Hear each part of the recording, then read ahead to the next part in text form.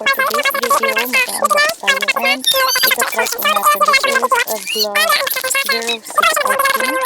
So this is the Sun X11 na UV lamp, yung pang cure. So itatry po natin siya today, pero practice muna. Kasi nasira na po ang ating nail bed, kaka-nail extension natin. So, yan guys. Tatry muna natin siya. Practice muna tayo for today's video. Tatry natin yung ombre na gel polish, I think. Yan ba yung tawag dun? Yun, baka nga.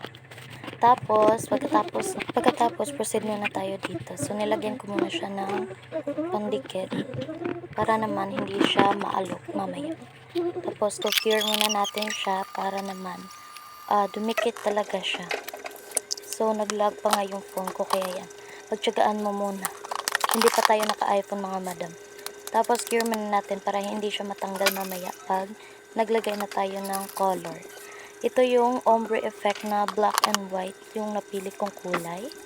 So, wala pa ako masyadong kulay, pero tatry kong bumili ng iba't ibang kulay para naman masubukan ko kung ano talaga yung gusto kong kulay.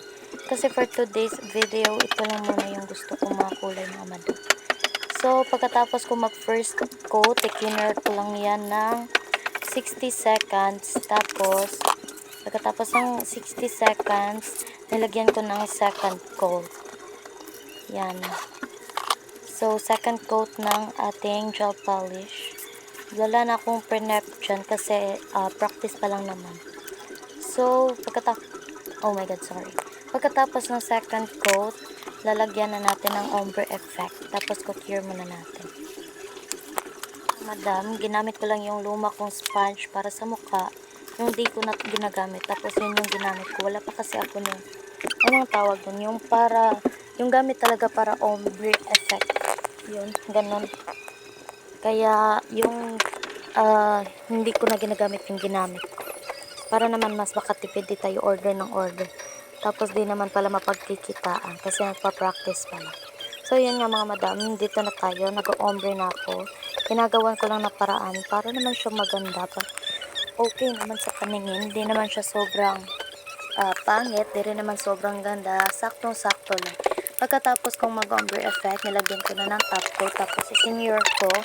And ito na yung ating final look ng ating nails. Pagkatapos nating ma-cure, ilalagay ko na lang sa last part yung picture niya, mga madam ko.